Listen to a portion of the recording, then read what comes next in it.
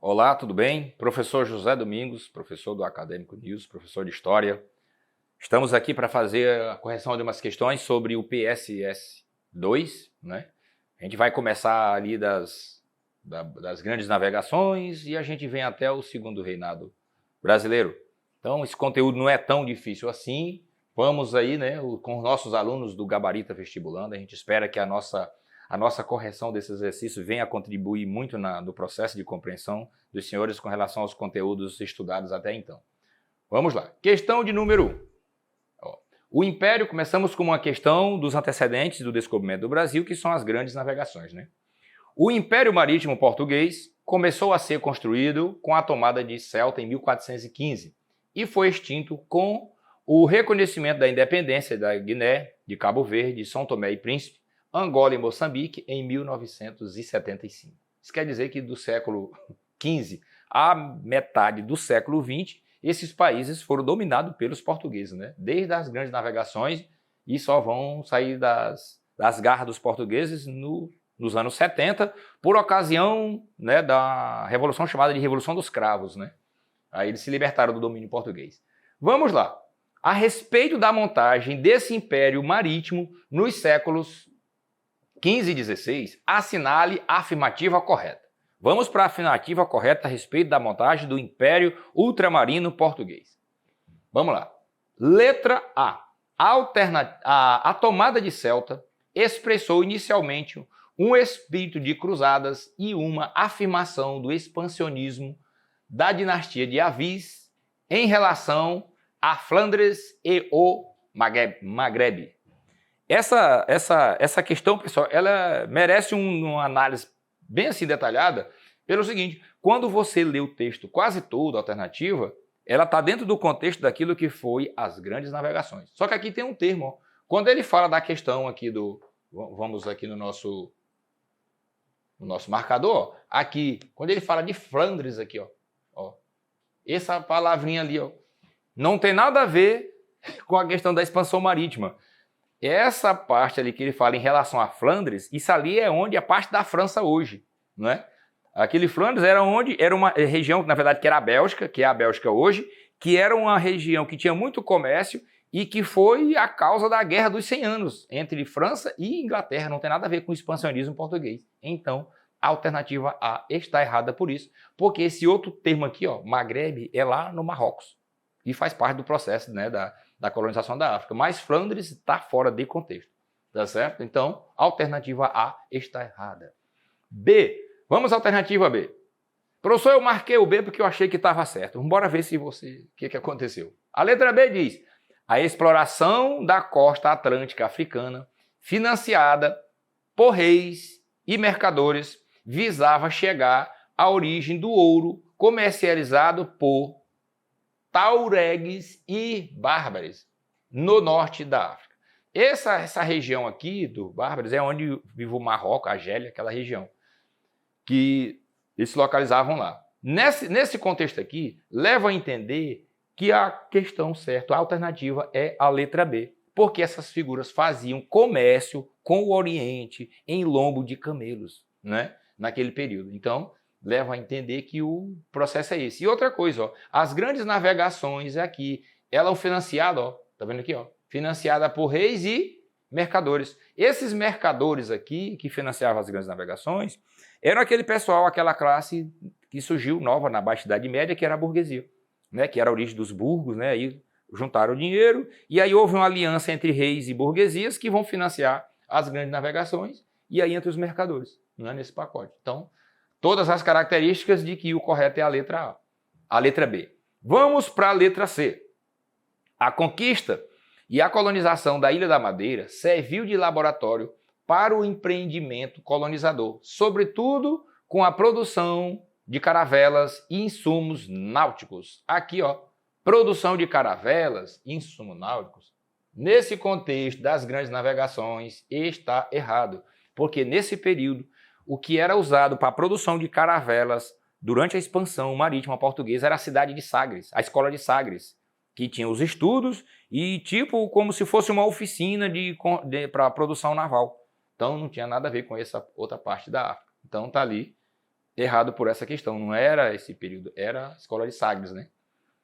Mas, alternativa D, a disputa pelo controle dos mares asiáticos com os impérios islâmicos do Egito e da Pérsia resultou na obtenção do monopólio luso das rotas marítimas no início do século, ó o século aqui, ó, 16. E aqui tá errado, porque ele vai colocar aqui, ó, por exemplo, ó, os islâmicos e os egípcios, e pior ainda aqui, ó, os persas, ó, nesse período, século XVI, que entrava em conflito com os persas, aqui tá errado, não é? Esse cenário não tem nada a ver com os persas, é lá antes de Cristo, né? Lá na Mesopotâmia, né? E aí, a alternativa diz, ó, a consolidação da hegemonia no Oceano Índico levou à criação do Estado da Índia, um conjunto de reinos submetidos ao poder político religioso de Portugal. E aqui está errado, ó, bem aqui, de que ó, era levado ao poder religioso de Portugal. Não era religioso. A dominação é política, né? Sei bem que você tinha naquele período os jesuítas, os padres que iam para o processo de catequização, que foram colocados durante as grandes navegações, mas a dominação aqui era política e não religiosa. A religiosa era uma função secundária, né? Então, errado aí. Então vamos lá, nós suspeitamos que o B, né, estava certo ali, vamos lá ver. Aqui a gente vai ter, corrigindo, vamos lá, alternativa B, né, ó, exploração da costa atlântica africana, financiada por reis e mercadores, que eram os burgueses, né, que financiavam as grandes expedições, né, porque o rei, o dinheiro era pouco, quem tinha dinheiro era a burguesia, né, eles que financiavam, né. E aí, a busca de saber onde que essas figuras ali, os tauregues e os bárbaros, né, do norte da África, onde é que estava a origem do ouro que eles comercializavam. Então, eles faziam comércio com o Oriente, em lombo de camelo, e vendia tudo, eles vendiam ouro para lá, e comprava tapete, comprava porcelana, então eles faziam um comércio, né, com o Oriente, pessoal do norte da África. Tá aí questão 1 sobre a expansão marítima portuguesa. Vamos para a questão 2. Na questão 2 nós temos ali: a chegada dos colonizadores portugueses ao Brasil foi narrada na carta de Pero Vaz de Caminha, a qual se seguiram as seguintes expressões culturais dos primeiros momentos da nossa história. Vamos lá. Onde que está a resposta correta com relação à carta e os relatos de Pero Vaz de Caminha? Diz ali, letra A, formação de academias literárias e propagação de um ideário nacionalista. Queridos estudantes, na letra A, aí está tudo errado. Primeiro que aqui a gente não tinha formação de academias, né? Academia aqui só no final da colonização, que a gente vai ter os literários se organizando ali, né? Aqui no início não tinha nada disso, né? De academias literárias e nem um ideário nacionalista também, que isso é coisa do século XX, né? Final do XIX para o século XX. Está errado aqui, né? Esse período aqui está errado aqui, ó. Esse nacionalismo e nem as academias aqui literárias existiam aqui nesse período. A carta de Pero Vaz de Caminha não tratava desses aspectos de nacionalismo e nem de formação de academias aqui, né? Vamos adiante, que aqui não tinha, só tinha os nativos, né? É um absurdo isso aí. Letra B, maturação de um autêntico sistema literário e a formação de agremiações de grêmios republicanos, ó. Outros erros aqui, ó. Sistema literário e grêmios republicanos. Aqui não tinha organizações que nem se falava em república nisso aqui, né? Porque o mundo era absolutista naquele período. Na letra C diz: correspondência de viajante e documentação das riquezas naturais. Tá aí, dá a entender pra gente, ainda tem mais uma das alternativas, né? D e E, que é a letra C, porque Pero Vaz de Caminha era o escrivão, o correspondente para registrar o que aqui viu, né? Vamos na letra D, a gente volta para a confirmação da nossa resposta. Letra D, a abertura dos portos às nações amigas e a consolidação da imprensa. Erros grotescos aqui na alternativa D, porque a abertura dos portos foi em 1808, com o desembarque da família real aqui, por consequência das guerras napoleônicas, né? Chegaram aqui e também a imprensa aqui, ó, a imprensa no Brasil, ela vai se consolidar também no período joanino, que foi criada a imprensa régia, né? Não tem nada a ver com lá com 1500 está tudo errado. Abertura dos portos. Letra C, professor, eu marquei o C. E aí, a letra E diz: catequese promovida pelos jesuítas e consolidação dos ideais emancipacionistas. Toda errada também, ó. Podemos pegar por ponto ali. Catequese. Quando Pedro Álvares Cabral desembarca na costa brasileira, lá em Porto Seguro, em 1500, em 22 de abril, e na expedição dele não tinha jesuítas naquela época. Tinha um padre. Professor, mas eu ouvi falar que tinha um padre lá. Tinha um padre, mas ele não era jesuíta. Ele pertencia à ordem dos franciscanos, que era o Frei Henrique Soares de Coimbra. Ele não era jesuíta. Jesuíta só no Brasil, só com a chegada de Tomé de Souza em 1549. Até porque a Companhia de Jesus vai ser fundada em 1544. Em 1534, né? E aí, em 49, chegou o jesuíta aqui. Então, os padres que tinha aqui, nesse período, pertenciam a outras denominações e não à Companhia de Jesus, né? Que eram os jesuítas. Então, errado ali, porque não tinha catequese com jesuíta e nem ideias emancipacionistas. Não estava na carta de Pedro Álvares Cabral, que o Brasil já queria se emancipar em 1500. Não é? Está errado. Só os movimentos só no século XVIII, emancipacionista. Então, que nós colocamos ali a letra alternativa C, não foi? Está lá, ó. Correspondência de viajantes e documentação das riquezas. Nós vamos adiante aqui, ó, confirmando a resposta da alternativa da questão 2, alternativa C, que é a correspondência que ele era o escrivão da expedição.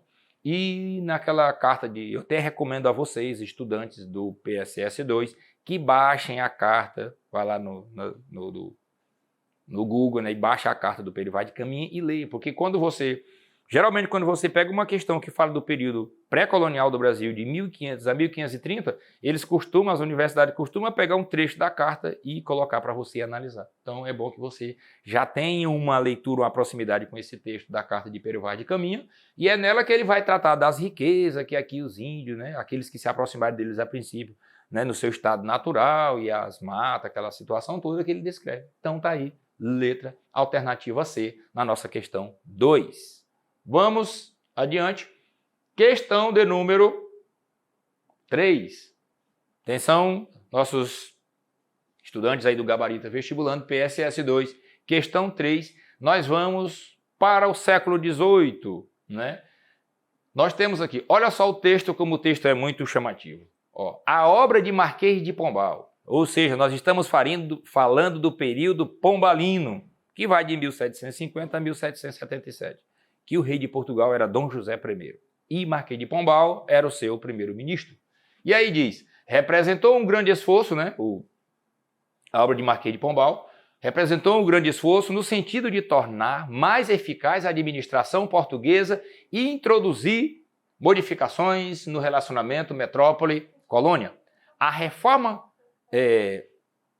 combinava o absolutismo ilustrado. Olha, chamar a atenção para vocês aqui do absolutismo ilustrado. Vamos lá. Absolutismo ilustrado. Quando ele fala que é absolutismo ilustrado, nós estamos falando de quem? Do iluminismo, dos déspotas esclarecidos, que alguns reis eram chamados de reis ilustrados porque eles vão acabar se apropriando de algumas ideias do iluminismo para tentar desenvolver algumas ações para agradar o povo, né, que estavam inquieto com as ideias iluministas tomando de conta da Europa, né? Então, ilustrado é referente ao iluminismo. E aí segue o nosso texto, ó, que ele vai, né, consequente das doutrinas, né, do mercantilismo. Essa fórmula geral se concretizou em uma série de medidas no Brasil, como a criação da Companhia Geral de Comércio do Grão-Pará e Maranhão em 1775. Isso aqui, ó, tudo ação do governo de Pombal. Então vamos lá. De acordo com as concepções mercantilistas de Pombal, a referida companhia tinha como objetivo desenvolver a região norte. Vamos lá. Onde nós vamos encontrar a resposta aqui? Letra A, região norte, período pombalino, século XVIII, governo de Dom José I. Coibindo o contrabando de metais preciosos para garantir a eficácia da política metalista do Império Português. Senhoras e senhores, alternativa A está errada, porque não era função da Companhia de Comércio do Grão-Pará coibir o contrabando de metais preciosos, porque naquela época os metais preciosos não eram aqui na região norte, né? Os metais preciosos eram lá no sudeste, eram lá nas Minas Gerais, né? Que estava no auge do ouro aí, os anos 1750, né? Até 1785 para 90. Tinha muito ouro nas Minas Gerais. Então, está fora do cenário, que aqui era a região norte. O B, incentivando a substituição do trabalho escravo pela mão de obra assalariada. Não era função da Companhia de Comércio do Maranhão e Grão-Pará, né? Substituir trabalho escravo porque aqui não tinha trabalho assalariado. Tá certo? Tá errado a alternativa. A alternativa B. O C diz, permitindo a instalação de manufaturas de tecidos de algodão para diminuir a importação de tecidos oriundos das fábricas inglesas. E aqui, o que está errado aqui? Você pode dizer, professor, mas o senhor disse, né? Eu já estudei que o Brasil recebia muitos manufaturados. Isso é verdade. O que está errado aqui na questão, era que, permitindo a instalação de fábricas de tecidos de algodão no Brasil. E está errado porque, nesse período, as manufaturas, a instalação de fábricas aqui, de manufaturados, era proibido, né? O Pombal, o ideal dele era o quê? Era instalar as fábricas para produzir os manufaturados em Portugal e o que se produzia lá, vender nas colônias. As colônias não tinham que produzir, as colônias tinham que consumir, tá certo? Então aqui não tinha, né? Não era permitida a instalação de fábrica para que a colônia se tornasse autossuficiente. Ela tinha que ser consumidora. Por isso que está errado a alternativa C. E a gente segue.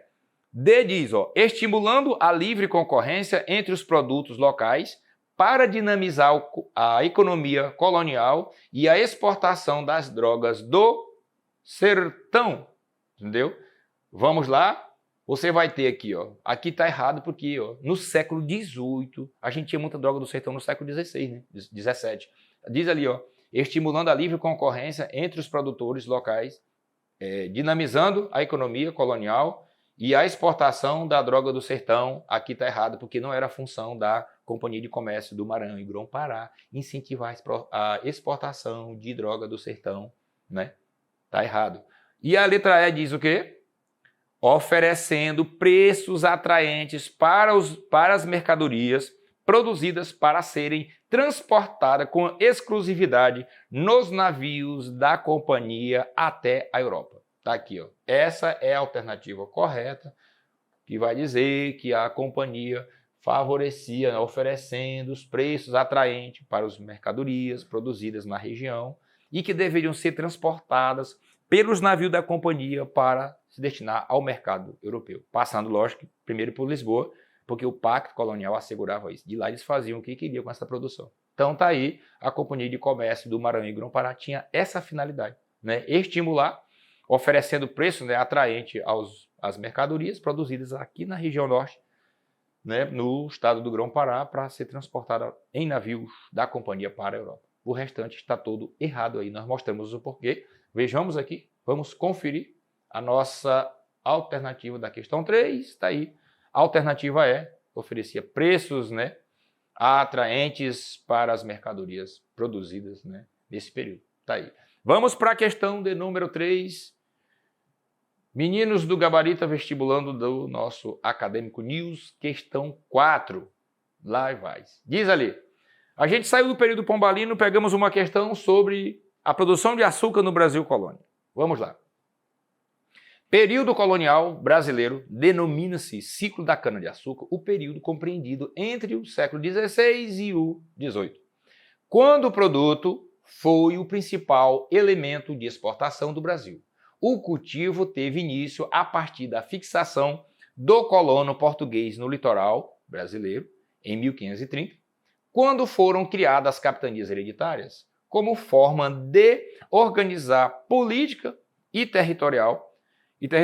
A empresa açucareira brasileira foi uma das maiores atividades econômicas agrícolas do mundo ocidental. Produção de açúcar no Brasil colônia, cuidado com o Brasil holandês nas nossas questões aí. Vamos lá. Dentre as alternativas abaixo, assinale aquela que contém informações verdadeiras sobre o contexto açucareiro. Vamos lá, vamos em busca da questão certa. Alternativa A. os holandeses auxiliaram na montagem dos engenhos no Brasil, colônia, tornaram-se parceiros dos portugueses, comprando o açúcar luso brasileiro para refinar e revender na Europa. A princípio, nós já deixamos aqui essa alternativa A como que ela seja a alternativa correta a respeito do texto que aqui a gente tem que vai falar, que fala da questão da produção de açúcar no Brasil, que os holandeses eram parceiros dos portugueses. Vamos ver se nós temos uma nas alternativas seguintes, se nós vamos nos deparar com uma questão que seja mais completa em relação à alternativa A, ou que tenha erros grotescos, né? Vamos lá. Alternativa B. Nos segmentos, nos engenhos, no cenário das grandes propriedades produtoras de açúcar, existia uma mistura de trabalho livre e trabalho escravo. Predominante a mão de obra livre e assalariada responsável pela alta produtividade açucareira. E aí aqui a gente vai sublinhar os erros, né? Aqui. Cadê aqui? Por exemplo, ó, quando ele diz aqui, ó, que existia, ó, mão de obra livre e assalariada, né, que era predominante, a gente não tinha mão de obra livre e assalariada na produção de açúcar nesse período. Você tinha alguns profissionais que eram livres, como o feitor, o cara que consertava um engenho, mas isso não representava uma mão de obra que fosse um diferencial, porque a predominação da mão de obra na produção de açúcar era do escravo do tráfico, proveniente do tráfico da África, né? Era escravo e não mão de obra livre assalariada. Então está errada. Por isso, vamos para a letra C. O C diz: a sociedade originada do ciclo da cana é caracterizada por uma atividade tipicamente rural, baseada no patriarcalismo e escravidão. Até aqui está certo, não é? Aí você segue. Havendo grandes possibilidades de mobilidade social. Ó. Da vírgula para cá, ó, aí, como diz o outro, destoou. Ó. Havendo grandes possibilidades de mobilidade social, e aí está errado. Está errado por quê, professor? Porque na sociedade açucareira a mobilidade social era muito pouca, era quase zero. Na sociedade açucareira você tinha o senhor de engenho, seus dependentes e os escravos. Ela era assim composta. Então, a gente não tinha mobilidade social. Professor, mas eu já ouvi dizer que na colônia teve mobilidade social? Teve. Teve na sociedade aurífera, lá nas Minas Gerais, no século XVIII. Lá vai ter mobilidade social, mas na sociedade açucareira a mobilidade social era quase zero. Tá certo? Por isso que está errado. Letra D. Originalmente, o cultivo da cana foi realizada na área da Zona da Mata, numa faixa entre o Rio Grande do Norte e o Recôncavo Baiano.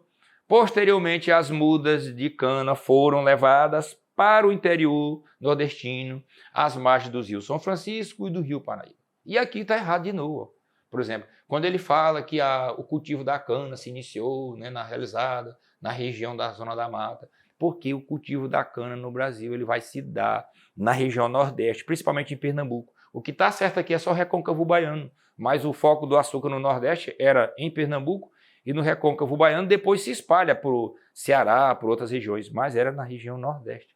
Lembrando aos senhores vestibulandos, do nosso gabarito vestibulando, que o açúcar no Brasil começou a ser produzido, a cana-de-açúcar lá em São Vicente. O primeiro engenho no Brasil foi implantado em 1536 por Martim Afonso de Souza.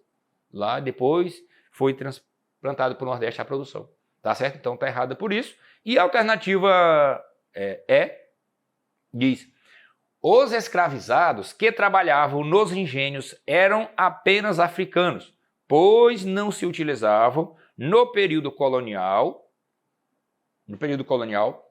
escravizados indígenas devido à proibição imposta pela igreja em toda a colônia portuguesa. Aqui tem um dado interessante que a gente para vocês se ligarem para não se precipitarem nas provas. Por exemplo, no período colonial brasileiro, desde 1500, lá ainda quando o rei de Portugal era Dom Sebastião, ainda muito jovem, lá em 1570, foi publicada a primeira Carta Régia em Portugal, proibindo a escravidão no Brasil.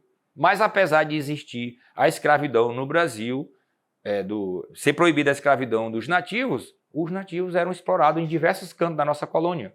Por exemplo, quem vai pôr fim à escravidão dos nativos é o Marquês de Pombal na segunda metade do século XVIII, que, segundo ele, pôs fim, mas acabava vendendo os índios para os produtores. Então, está errado por isso, tá certo? E aí, nós vamos fazer a nossa correção, que a nossa resposta está ali, ó, que nós havíamos suspeitado da letra A e o correto da questão 4 do nosso PSS2, História do Brasil, Produção de Cana-de-Açúcar, é a letra A que diz: os holandeses auxiliaram na montagem dos engenhos no Brasil e, para resumir, os holandeses, que eram velhos parceiros comerciais dos portugueses desde o final da Baixa Idade Média, os holandeses eram quem financiava a produção açucareira no Brasil no final do século, na segunda metade do século XVI, e ali se meteram naquela confusão por causa da União Ibérica, né, e tiveram que ir embora. Mas quando chegou ali por volta de 1580, a produção de açúcar no Brasil, 80% do lucro do açúcar produzido no Brasil ficava com os holandeses, porque o dinheiro era todo deles, né? Todo. O 15% ficava com os portugueses e no Brasil só ficava 5%. Né? Ou seja, como o dinheiro era deles, eles financiavam tudo, grande parte do lucro era dos holandeses, daí o porquê da letra A, que é a resposta certa, que eles levavam esse açúcar em pedras, né, para a Europa, para Amsterdã, lá eles refinavam e distribuíam o açúcar na Europa. Tá certo? Então tá aí, letra A. Vamos para a quinta questão do nosso Gabarita Vestibulando do PSS 2. Corrigindo mais um. Essa tá de graça. Essa aqui eu costumo dizer para os alunos que é a famosa questão da piedade. Essa aqui eu acerto, né? Tá lá, ó. Povo, o tempo é chamado para vós, que defendereis a vossa liberdade. O dia da nossa revolução, da nossa liberdade e da nossa felicidade está para chegar. Animai-vos, que serei felizes. E aí o texto segue. O panfleto acima, que esse trecho era de um panfleto, distribuído em 12 de agosto de 1798, pelas ruas de Salvador, pretendia mobilizar a população baiana para uma grande luta revolucionária. O movimento citado é. Essa tá fácil. Vamos lá. Atente-se para uma questão aqui, ó, para um detalhe aqui. Vestibulando tem que estar atento a tudo. Ó, falou aqui, o texto aqui, cadê ele? Vem o tempo. Revolução, liberdade, da nossa felicidade. Aqui nós temos, ó, o panfleto acima distribuído em 12 de agosto de 1798, pelas ruas de Salvador. Você, vestibulando inteligentemente, vê ali que 1798, e se falando de Salvador, nós estamos falando de quê? Ó, aqui tem, ó, o movimento citado. Você vai matar facinho essa questão.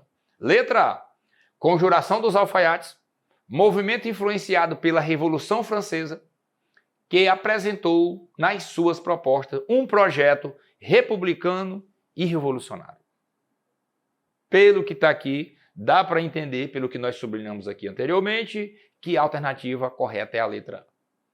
Então vamos analisar as questões seguintes, professor, para ver qual delas aqui a gente vai eliminando.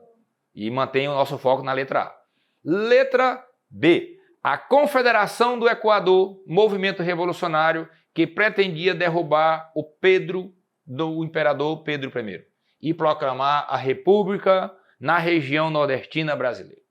Letra B, senhoras e senhores, está errada, porque nós já sublinhamos uma data aqui, ó, 1798, finalzinho do século XVIII, e Salvador.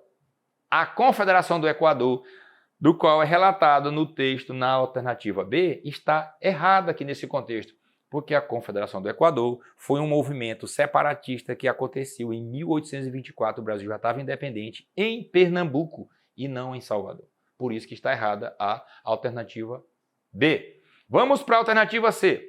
Conjuração Baiana, movimento contrário à outorga da Carta Constitucional de Pedro I e defensor de um projeto republicano aos moldes dos Estados Unidos. Conjuração Baiana, e aqui está errado, né? Primeiro que ele vai falar, ó, movimento contrário à outorga da Carta Constitucional de Pedro I, né? A Conjuração Baiana foi um movimento que a gente já sublinhou até uma data ali, foi em 1798, né? Esse que ele coloca aqui, ó, a outorga da Carta Constitucional de Pedro I foi em 1824, dia 25 de março de 1824, entendeu? Então, tá fora aqui. Não era, a Conjuração Baiana não tinha nada a ver com a outorga da Carta Constitucional, que é a nossa primeira Constituição de março de 1824, né? Tá errado. E muito menos esses moldes aí dos Estados Unidos, né? Não tem nada a ver, porque os baianos, na revolta deles, eles não vão se inspirar na independência dos Estados Unidos, né? Nesses moldes aí, eles vão se inspirar na independência do Haiti, né? E na Revolução Francesa. Então vamos lá. A letra D diz, revolta dos malês. Aqui o erro está maior ainda, ó.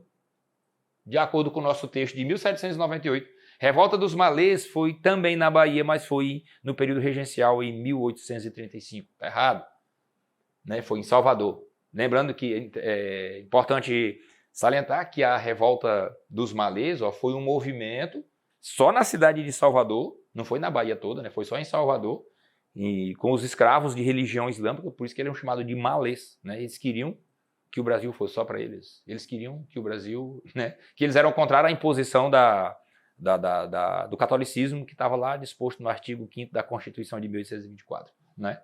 Que dizia que a religião oficial do Império Brasileiro é o catolicismo. E os malês, que eram de religião islâmica, eram contra. Então, errado por isso. E aí vamos para a alternativa E, que diz, ó, a Sabinada, movimento das camadas médias de Salvador, que tinha como objetivo criar uma república provisória até a maioridade de Dom Pedro I. O texto aqui está todo certo. O que está errado aí é que o nosso texto inicial aqui, a alternativa é, esses acontecimentos aí estão certos. A Sabinada, o movimento de camadas médias em Salvador, não é? Mas a Sabinada foi em 1835, não é? 37, quer dizer, desculpa aí. Foi 1837, a Sabinada, que é 1837, né? E nós estamos falando de quem? De 1798. Então, tá claro que a nossa resposta é a alternativa A. Vamos lá? Alternativa. Cadê você? A. Tá ali, ó. Conjuração dos alfaiates, movimento influenciado pela Revolução Francesa. É bom que os nossos vestibulandos fiquem atentos que a revolta dos alfaiates não teve influência da independência dos Estados Unidos. Quem vai ser influenciado pela independência dos Estados Unidos é um outro movimento, que é a Conjuração Mineira, né? Não a baiana, que é a do Tiradentes lá, o Tiradentes morreu. Tá certo? Então, é esse movimento aqui, ó. É proposta de um projeto, ó, republicano e abolicionista. Uma outra informação para os senhores vestibulando. Uma diferença muito grande entre a Conjuração dos alfaiates e a mineira, porque os alfaiates aqui da Bahia eram a favor do fim da escravidão e o pessoal da Inconfidência Mineira não, porque tinha muita gente rica que era dona de escravo na Inconfidência Mineira. Uma informação para os senhores. Tá bom? Questão 5 está aí. A alternativa A é a correta. Vamos para a nossa última questão dos queridos, né, estudantes do Gabarita Vestibulando do nosso PSS2 do nosso Acadêmico News. Vamos lá. Cuidando bem desse processo formativo de vocês para que nenhuma informação passe despercebida na hora das provas. E aí a gente sai do final do século XVIII e vamos para a segunda metade do século XIX. Falar do processo abolicionista, né? Está lá a nossa última questão, segundo reinado. E aí diz, a Lei Áurea abolia a escravidão, mas não seu legado. 300 anos de opressão não se eliminam com uma penada, né? Porque naquela época não tinha caneta, era assinado na pena, né? Por isso que está o penado aqui. A abolição foi apenas o primeiro passo na direção da emancipação do negro. Nem por isso deixou de ser uma conquista, se bem que de efeito bem limitado. Com base no fragmento e sobre o fim da escravidão no Brasil, assinale a alternativa correta. Fim da escravidão. Alternativa A. Diz ali. A extinção do trabalho escravo no Brasil acentuou o descontentamento dos ingleses com o governo de Dom Pedro II, pois a Inglaterra era a principal fornecedora de africanos escravizados para os cafeicultores paulistas. Senhores vestibulandos, essa alternativa está toda errada. Quando ele diz que a Inglaterra era a principal fornecedora de escravizados para os cafezais no Brasil, principalmente em São Paulo, né? No Oeste Paulista e no Vale do Paraíba, que era Rio de Janeiro, e está errado, né? Porque nesse período, desde o início do século XIX, lá em 1805, 6, a Inglaterra acabou com a escravidão nas colônias dela. Então a Inglaterra era a favor do fim da escravidão nas colônias, não era fornecedora de escravo para essas produtores. Então está errada a letra A por essa questão. Seguimos, alternativa B.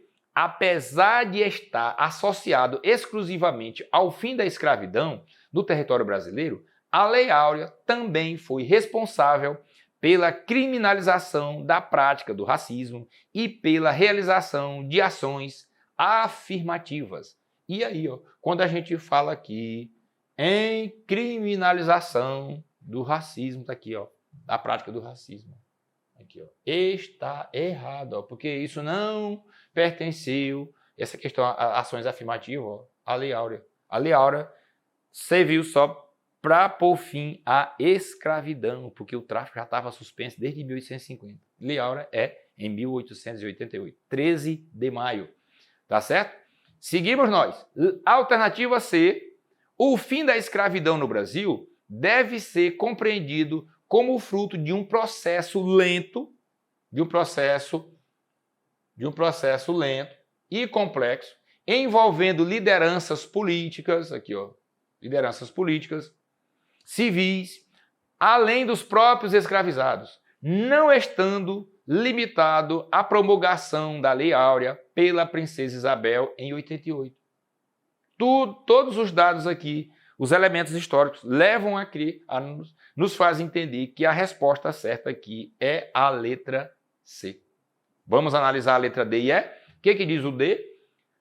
A expansão da lavoura canavieira no Nordeste brasileiro e a participação do Brasil na Guerra do Paraguai podem ser apontados como dois importantes motivos que justificam a resistência da elite agrícola e do exército brasileiro em aderir ao movimento abolicionista. Aqui tem um dado interessante. Por exemplo, na Guerra do Paraguai, nós sabemos que os escravos, quando voltaram, junto com os oficiais de baixa patente, os escravos que voltaram da guerra acabaram encontrando o apoio nos oficiais de baixa patente para resistir à escravidão, porque eles estavam libertos, mas o pai e a mãe continuaram na escravidão. Né? Quem foi liberto foi ele, não foi o pai e a mãe. Né? Então o cara ficava olhando e viu o pai lá no cativeiro, mais a mãe, então eles acabaram reclamando dessa situação e encontraram o apoio dos militares que tiveram com eles na guerra. Tá certo? Agora um dado que está errado aqui, quando ele fala ó, da expansão ó, da lavoura canavieira no Nordeste. No século XIX, a lavoura canavieira no Nordeste estava numa crise ferrenha, desde o final do século XVIII, a produção de cana-de-açúcar no Nordeste. Tá certo? Então, não tem razão né, de ser a resposta à letra D, por essas questões aí. Principalmente aquela parte ali que fala de expansão da lavoura canavieira no Nordeste na segunda metade do século XIX. Né? A Guerra do Paraguai, você tem uns elementos, mas você vai tirar aqui ó, a questão da elite. Aqui, ó, da elite. Porque quem vai estar nesse pacote aqui da Guerra do Paraguai é o alto comando do Exército que vai combater os movimentos de apoio da baixa oficialidade ao movimento abolicionista. Né? Então a gente vai ter ali. Então na letra E diz, ó, uma das grandes vitórias dos proprietários de escravizados foi a obtenção do direito à indenização. Ó. Aqui um erro grotesco. Tá aqui, ó. Bem que eles queriam, né? Receber indenização pelos escravos que foram libertos em 88, né? Após a promulgação da Lei Áurea, que aboliu a escravidão ó, no país. O que demonstrou o alinhamento total ao cuidado, vocês tenham muita atenção com essa questão dos termos total, unicamente, exclusivamente. Ó. O alinhamento total do governo brasileiro com os interesses dos escravocratas. Ó. E aí, ó, tudo errado aqui. Na alternativa é. Tá certo? Aí não foi a obtenção né, da indenização, porque os donos de escravo.